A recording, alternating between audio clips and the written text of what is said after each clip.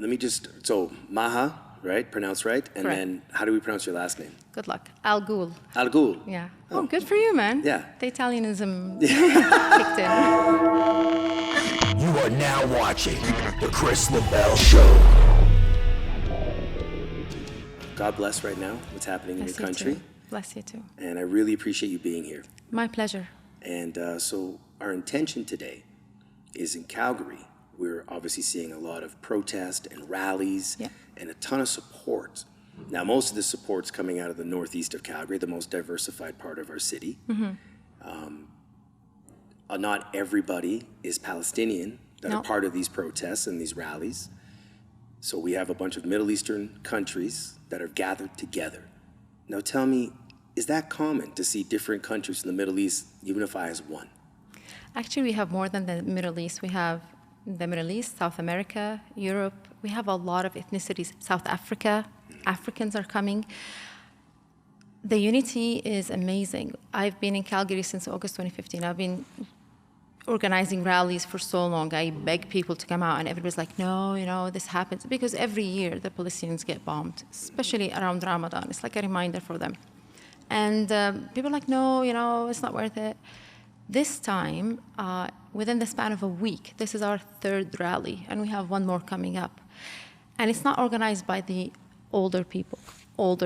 It's actually, two of these rallies were organized by the youth, because you just could not stay quiet. And I'm guilty of trying to convince them not to go to the city hall, because of social distancing. But there was so much anger coming out. And I'll be honest with you, driving from the zoo to here, I was just crying. And my daughters in the car kept hugging me and saying, Mama, what's wrong? And I thought, if this is how people feel, if this is what the effect of the events actually made people feel, because you had to be there, Kris. I mean, there was like Nigerian flags, there was Iraqi flags, there was, you know, Colombian flags. I mean, it was amazing. And I was looking at it, and I couldn't help but cry, because these people are telling the people of Palestine, don't despair. We're here, we hear you, we're supporting you, we're there for you. These people are telling the government that, hey, we are the voters, so you better watch yourself. It was unbelievable. I felt there's hope. At so times, you felt hope. I felt like the energy. This might be the point of change. Maybe this is what's going to make our politicians listen. Maybe this is what's going to make the global world listen. Because a lot of people are out there. It's not just Calgary, everywhere. Do you feel that the restrictions of COVID and the suppression of COVID and the way our leaders have handled the COVID situation, the suppression, and we've been cooped up for 15 months, and we've been told to do this and to do that, and we've lost our businesses.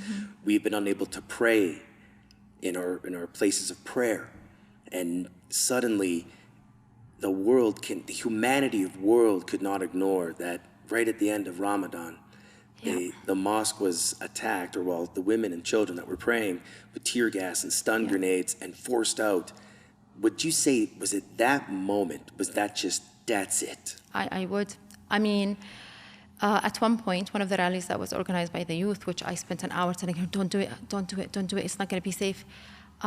We had at least 2,000 people show up. I don't know where the heck they came from. That was the first rally that started That was the the zoo. second rally. Second rally. The first rally was a car rally, and we had about 750 cars, but we just did car rally. I was at that one. That was, you were at that one. I was at that Fantastic. one. Yeah. So you saw how much social distancing we did. Yeah. So it was on point. Yeah. So that's when the second one wanted to happen. I was like, oh my God, they're going to shut us down. We went to city center. We had the signs that says social distance for the cause. I mean, we did our due diligence. And people tried, but when you're so passionate, when you're trying to listen what the speaker's trying to say, when you feel that, you know, vibe and you're just gravitating to it, right?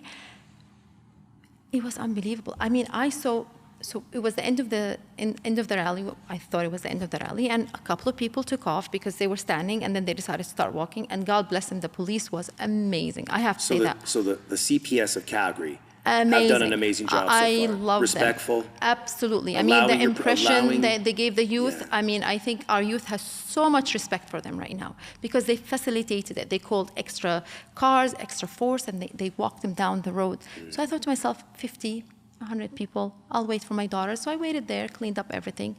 And I'm waiting and I'm waiting. I'm like, why is it taking so long? And my daughter's, I'm calling her. She's like, I'm 10 minutes away. And I'm like, what do you mean 10 minutes away? So she says, we're coming. And I'm looking and I'm thinking, 50 people. There was at least 400 or 500 people coming. Wow. And that's beside the people who went home. And I'm looking at them and I'm thinking, wow, where did these people come from?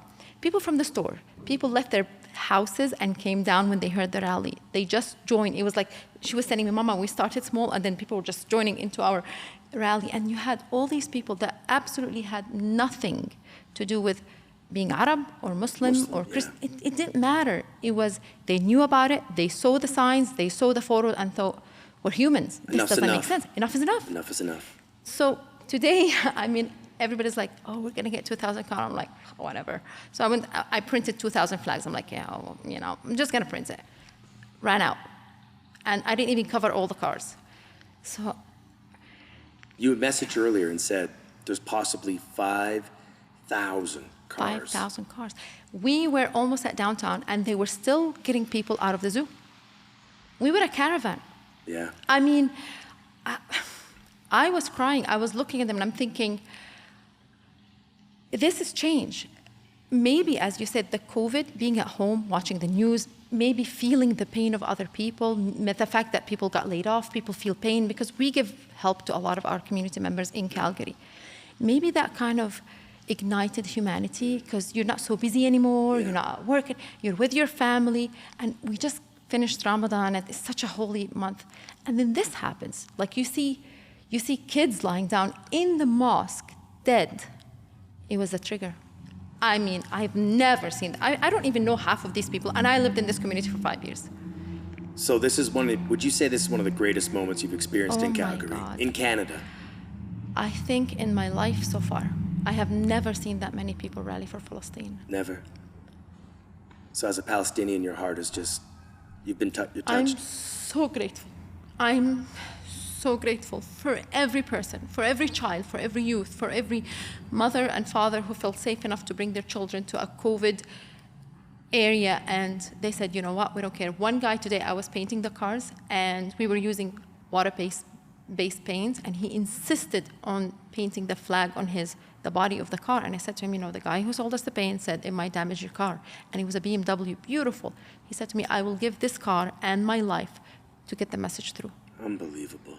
What do you say to these people? And he's not even Arab. He's not even Arab. I don't even think he was a Muslim. This is about humanity. It's about humanity. The fact that we stayed home, it reignited humanity. It reconnected people. People saw other people. People saw who were well off. I know people who were so well off and now they need help. God bless COVID, or the theory of COVID. Because you know what? It brought people back together. It brought family back together. We adapted. We adapted. We pivoted. We're not so busy anymore. We're not. We're chilled. We're relaxed. My girls are not in school. We have breakfast together. We break our iftar together. We pray together. So we got to know each other. So whereas COVID has been devastating for some, yeah, your perspective and your experience, it's brought you together. It brought a lot of people together. I work in fundraising. I've worked in fundraising since I was 19. People said to me, there's no way you're going to fundraise. People are losing their jobs. They don't have money. In 1 year, we raised $420,000 for a brand new organization. Wow. For our community, giving food and hampers, we raised at least $20,000. Where's the money coming from? I don't know. But I'll tell you this, people are feeling it. They're feeling the pain. So I know that our economy is down. I know people are suffering, but humanity is reviving. You know, we're not, although we are so, I know our kids are on their phone, but they see the reality. They have the time to read. They're not busy in school all the time. They don't have their friends around all the time, so now they have more time to learn. So the distractions are went less. away. Yeah, they can't see their friends. They're not in school for useless 8 hours a day. So the influence, the peer pressure, all the conformity is gone. It's gone. I homeschooled my kids for 12 years. Wow. I can tell the difference between my first 3 children and my last 2. It's a huge difference. Huge. My first, I should say 2, because the third one homeschooled and not. But they're calm. They think. They're more logical. How's their reaction to what's happening in your home country? Actually, they're the one who pushed me to every rally. I'm exhausted. I work full time, and I'm like, I just want to one day. She's like, no, we gotta go. We gotta do this. I never thought my girls, because my girls are not fully Palestinians. Their dad is not Palestinian. He's actually Bangladeshi. And I always thought, I wonder if my girls will ever understand how much pain our people went through. Mm-hmm.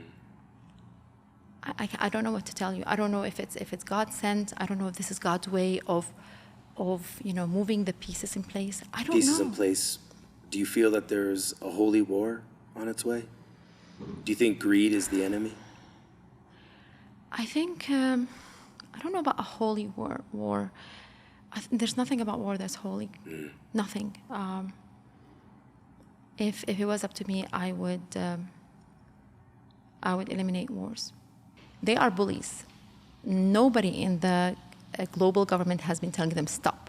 Nobody says anything to them. They're just like, yeah, you shouldn't be throwing that many rockets, but we understand you're trying to defend yourself. You can't enable a bully.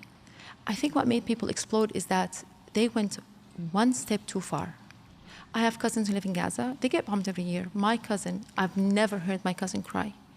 She has 7 children. She said to me, she was crying on the phone, and I said to her, Huda, I never heard you cry. She said to me, this time it's different. They're trying to eliminate us. So right now in your home country, they feel as though the threat is so imminent, they feel like they're being exterminated from They're existence. being bombed from the air, land, and sea. Gaza is right on the sea. They're bombing them from air, land, and sea. This is supposed to be Eid. It's supposed to be a day where it's Christmas. It's our Christmas. Couldn't you choose any other? I mean, I don't want you to bomb them, but for the love of God, what is the message you're trying to say? Are you trying to tell us that, the hell with all of you people? I'm sorry if I don't know if I can say hell. You can. But, I say a lot more than hell in here. Okay. Well, that's exactly what they're saying. Let's give them hell. Yeah, that's what they're saying. They're saying, the hell with all the Muslim countries, the hell with all the governments, the hell with all humanity. We're going to do whatever we want to do whenever we feel like it. You're saying how COVID has brought your family together. Do you feel that the Israeli government has used the COVID as a cover? Oh, yeah. If you read the international report, the International World Report, the number of houses that have been occupied by settlers during COVID is the highest it has ever been. Do you hear about it? No. No. The only time you heard about it is because Jacob stood there when that lady said to him, Jacob, why are you taking my land? Why are you taking my house? He said to her, if I don't take it, somebody else will take it. Who's Jacob? Her neighbor, the Israeli settler. And the fact that she knows his name, it just tells you how close they are. So when that person comes and kicks her out of her house, takes her stuff out, and I don't know if I'll send you the link. He's so calmly standing there waiting for everybody to empty their house. And she's saying to him, why? Why are you taking my house? And he's saying to her, well, if I don't take it, somebody else will. How can the world just sit there? I mean, can you imagine me coming to your house and saying, you know what, get the heck out, I want your house now. I like your house, it's beautiful, I need to expand my house, so I'm taking over your house. Our other guest that was on the show just before you came on, my friend Ali Sharki, was here. Young Lebanese member of the community, training in MMA, going to be a fighter one day, said the exact same thing you did. What would you do if somebody dragged you and your son from your home and occupied it? What would you do? You're Italian. Yeah. You're as hot-blooded as any Arab man. What would you do if a policeman holds your wife, drags her to the floor, and pulls her hair? What would you do? Occupation or none, what would you do? If your own police, if you went to Italy and your own military did this to you, what would you do? Our women, their hijab is getting ripped off their head because she ran to protect her husband. He was on the floor being beaten. What would you do? And this is happening. Now. Right now. Every day. Kids are dying. You tell me you're bombing that building because it's a military point? Really? None of the people that died were military people. 10 children died in that one building. Don't tell me they're not bullies. I told you at the beginning, violence is being defined so differently nowadays. It's so sad. When the Israeli government does violence, it's okay. But when the Palestinians protect themselves, when the Palestinians fight for their brothers and sisters, oh, they're terrorists. You know, they shouldn't have done that. Shame on you guys. Why would you even retaliate? It's okay. So the media is spinning it into the favor for the Israelis. As usual. But now, I mean, the media can spin all they want, but when you actually saw the event, and then the media somehow finds a way to spin it, I mean, that's mind-boggling. Sometimes you just can't be quiet. And that's what's happening in Calgary right now. And that's what's happening. Nobody's being quiet. Nobody's being quiet. Not here. No one. Quebec, Ontario. Nobody. It's everywhere. Winnipeg. Edmonton. Nobody's being quiet. So there's rallies everywhere. Everywhere. What about some of the news that I've seen in regards to some Israeli clashes between Palestinians and Israeli in Quebec, Toronto? What are your thoughts on that? Will we see more of that? We haven't seen it in Calgary. Quebec is very... I lived in Montreal for a year, and it has a lot of the Zionist community there, same in Winnipeg. I don't see it happening a lot. Not here. My experience with the Zionist group here is that they really just show themselves and they talk. Our people can reply. Yeah, they will reply. They know how to reply, so I'm not worried about it. So right now there's a unified front. You guys are going to continue to rally. Absolutely. Create noise. Yeah. Now, before you moved to Canada, when Prime Minister Harper was in leadership, we were known as one of the greatest peacekeeping countries on earth. And that's our history. Our lineage is peacekeeping. Where's Canada now? Where do you see them in this situation? I didn't grow up in Palestine. I grew up in Kuwait. We left Palestine because my grandfather got killed when the Israelis went into Palestine. He was one of the fighters. I grew up in Kuwait. I was born and raised in Kuwait. I was never allowed to go back to Palestine. In Kuwait, you're a foreigner. No matter how long you live there, 40 years, 50 years, you're a foreigner. When I came into Canada, I was in Montreal, and we did the landed immigrant. And the gentleman was French. I remember him. He was sitting at the booth, and he said to me, "Hello, welcome to Canada." And I stood there, and I looked at him, and I thought, I'm home. My grandmother said to me that when the war happened, when the British came, we had a camp called the Canada Camp. That was the camp where they kept the peace. Where is Canada from now? Do you feel that Canada's leadership, now under Trudeau and the Liberal government, has changed the face of our peacekeeping, our stand, our respect level around the world? We don't have a stand. We have no stand? We have no stand. Would you say Canada's lost our backbone? They did. With all due respect to Mr. Trudeau, he did some good things. But I need you to make a stand. I need to hear yes or a no. Don't give me politics. When I see my family dying, in 2014, the building collapsed, 14 people from my family died. Don't stand there and tell me it's okay because Israel, because Hamas, I don't give a shit who did what. 14 people died just from my family. You need to make a stand for the love of God. You're sending help to the Israeli government, then you need to send the same amount of help to the Palestinians and then step back and let them do their thing. I don't condone violence. I don't. But when a bully keeps bullying and nobody does anything, what would you tell your son to do? What I've always told him to do, stand up for himself. Exactly. And the international governments, the Arab leaders, the Muslim leaders have been making compromises on our behalf without asking us our opinion, and it hasn't been working. I think it's time we need to speak up for ourselves. We need to decide what we want to do. And that moment is right now. And that moment is right now. My cousin's husband said to me, let them bomb us. It's okay. If we get Palestine back, let them bomb us.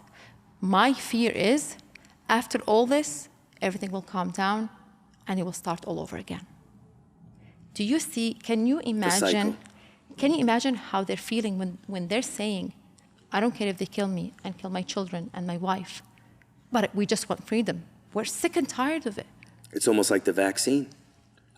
Whatever it takes. Whatever it takes. I want everything to go back to normal. Just put this vaccine in me, and I want everything to go back to just, let's go. Let me just take it. Yeah. I don't know what it is, but... You have 73 years.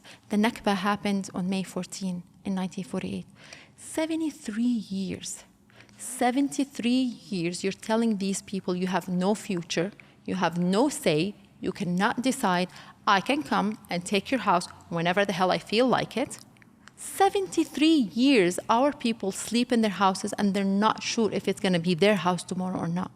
73 years, the people of Gaza don't know if they're going to be bombed or not bombed tomorrow, and they're always ready for it. How can you raise children like that? How is it that the whole world talks about, making sure that our children are fine? Our kindergartners, like, you can't scream at them, you have to make sure they're happy. You have children that don't know what happiness means. They sleep with their parents when it starts bombing, because the concept is, if we sleep together, then we die together. And if we survive together. Nobody's left behind.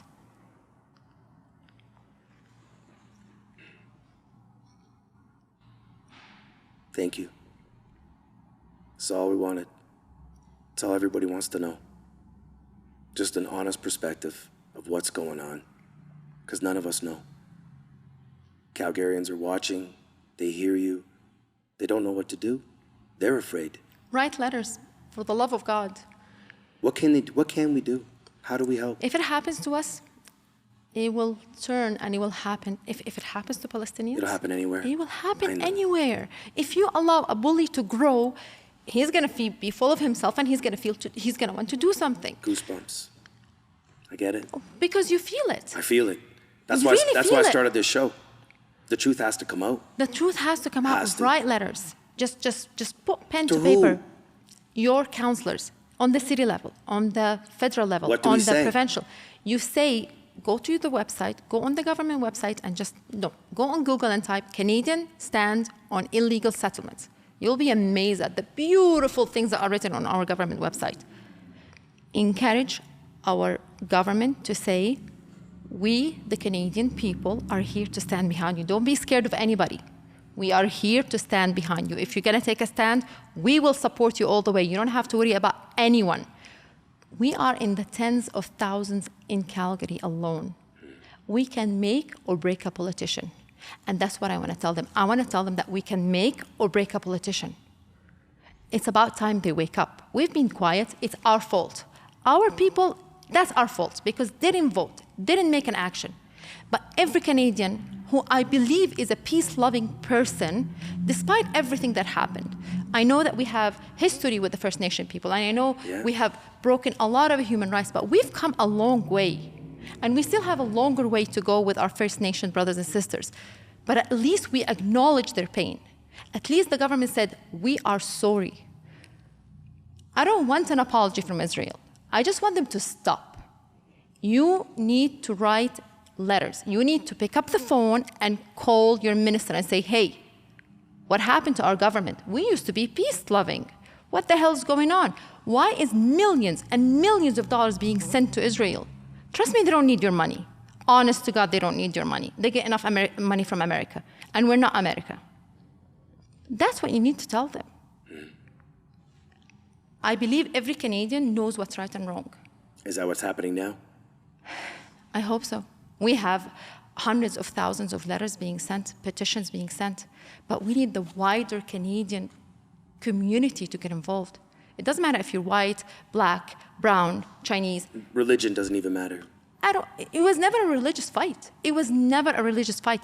My grandmother were neighbors with Christians and Jews who are Arab, and they shared their sweets and they celebrated the events together. It was never a religious. As a matter of fact, today in Jerusalem, the Jewish Orthodox that are against the state of Israel because they don't believe in it are getting tortured the way the Palestinians are.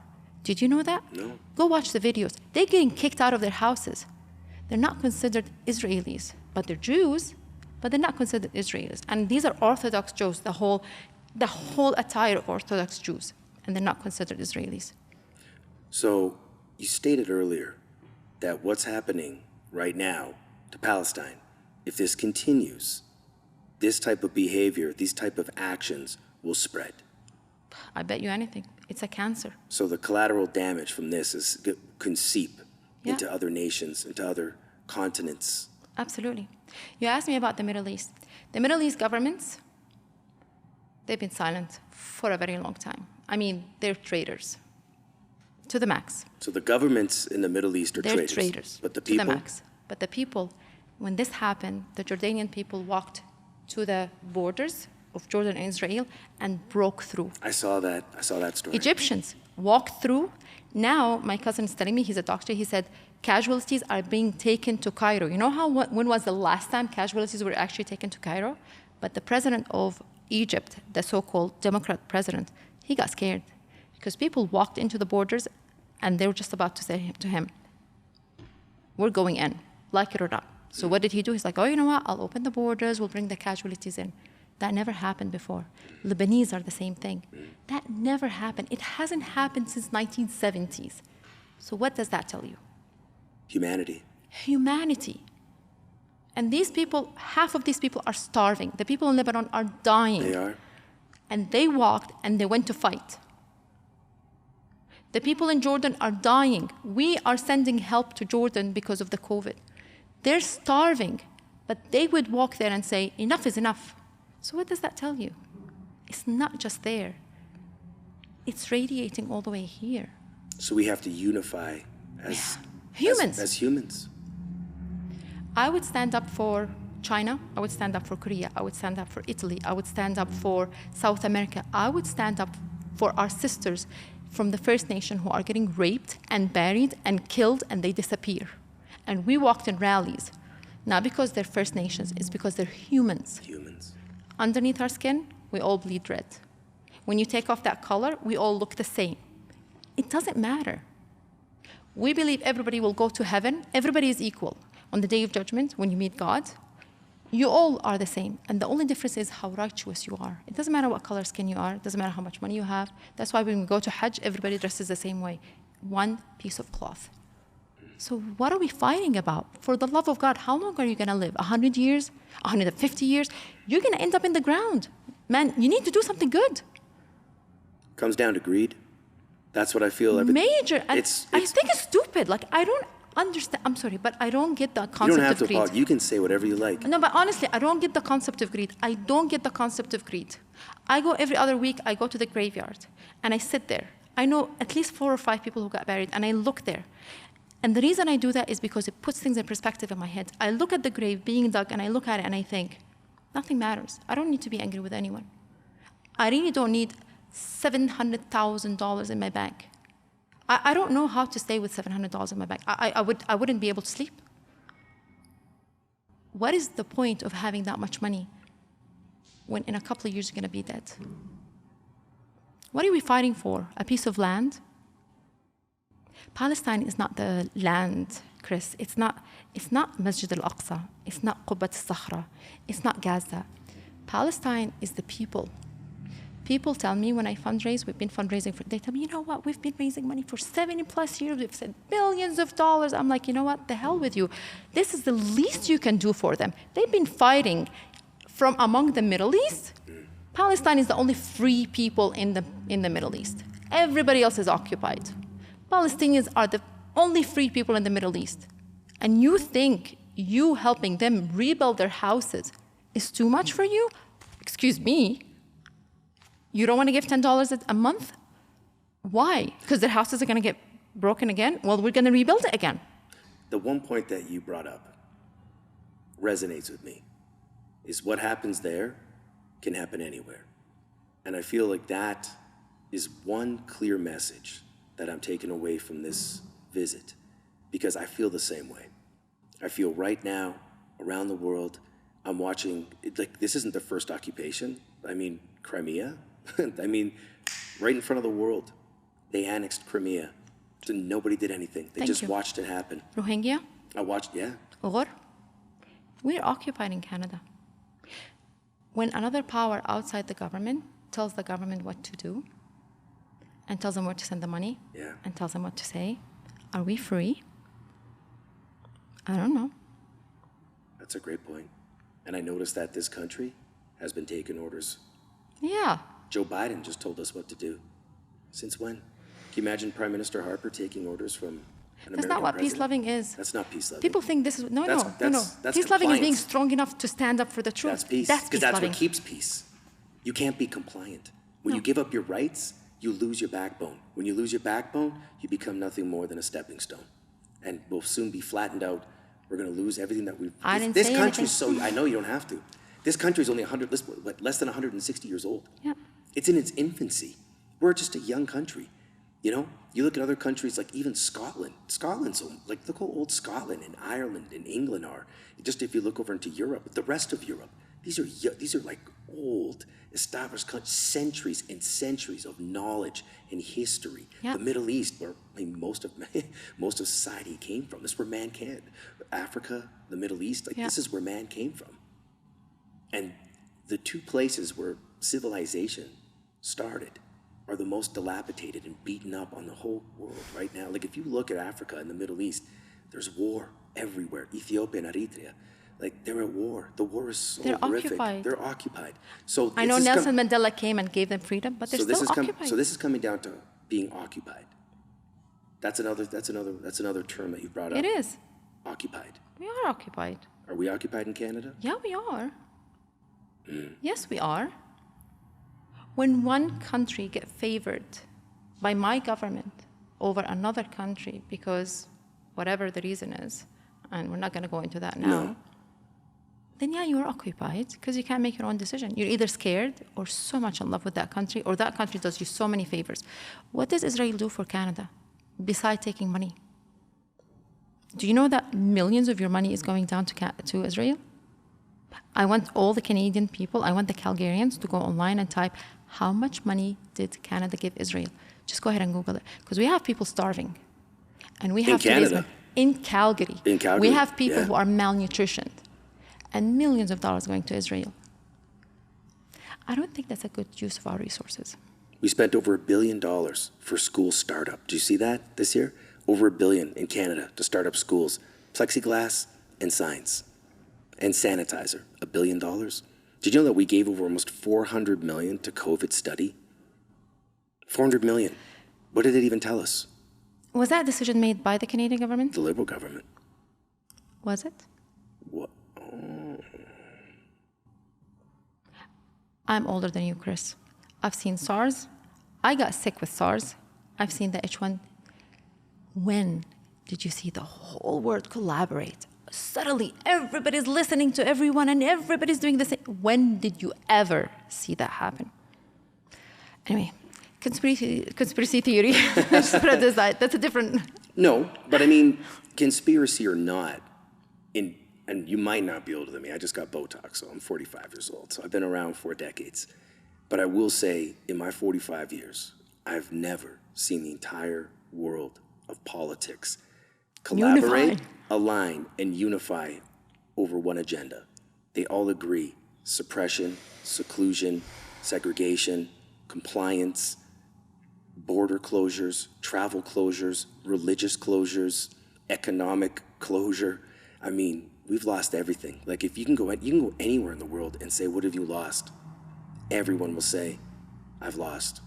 And that loss, I feel, is what's bringing us together. Yeah. Because we have nothing else to lose but our souls, and we're all scared. We're all scared. I believe the virus exists. I'm not that kind of... I know the virus exists. I know people who passed away from the virus, supposedly. But in any case, so we'll just say that the virus exists. H1N1 existed. SARS existed. Of course it existed. But the question is... What about Ebola? That was kind of weird. Ebola existed, right? The measles existed. The Spanish flu existed. But when did we ever decide to break the whole world's economy? Conspiracy theory again. But I mean, it's hard not to.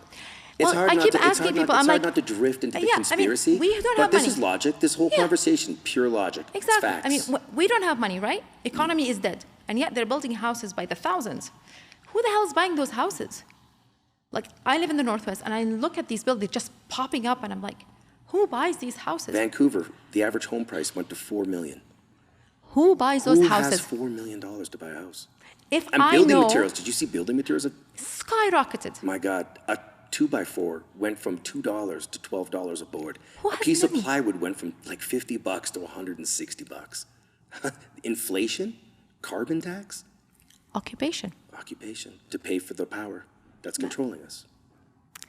So if we don't stop and say, let me think, Where did that come from? Just wait. Soon enough, you won't be able to think what you want to think. You won't be able to say, have you seen V for Vendetta? V for Vendetta. Have you watched it? Not recently, but I shouldn't I? I just watched The Matrix again. That was plugged me back in. That's what I feel about the vaccine. Everyone's like, that's, well, you've seen The Matrix with Keanu Reeves, right? Morpheus, and he pulls him out of this like prison. And the one guy that's a part that was pulled out of, like, you know what I mean? They unplugged him and they pulled him back into reality. Exactly. I want back in. He's like, I know the steak isn't real. I know this wine isn't real. Because, but it's better than where I was. And that's how I feel about the vaccine right now, because it's like people, after 16 months of just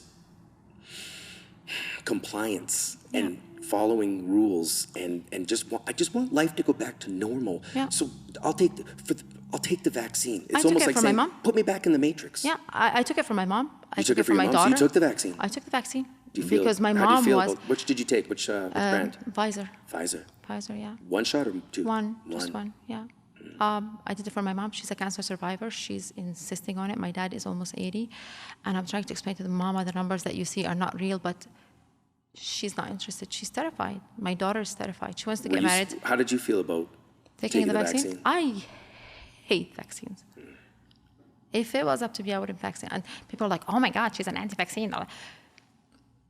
Hey, you want to take the vaccine? Good for you. Leave me to me. If I don't want to take the vaccine, I won't take it. But it should be a choice. It should be a choice. Yeah. But because if someone's got vaccinated, that means they're immune to COVID. But we're still wearing masks. But we're still wearing masks. Yeah, so we're still social distancing. Our businesses are closed. I'm vaccinated. I shouldn't be wearing a mask. That's right. It's occupation, Kris. I mean, I know sickness is there. I know the disease is there. We're not allowed to say what we think anymore. Wait till Bill C-10 passes. Internet censorship in Canada. Oh, you're waiting for the bill for internet censorship? It's already happened, isn't it? Has it ever been free? You're kidding me, right? Since when has the internet? Internet started as a U.S. military thing. When was the internet ever free? Ever free? Powerful enough to shut down Donald Trump. I think Donald Trump shut himself down.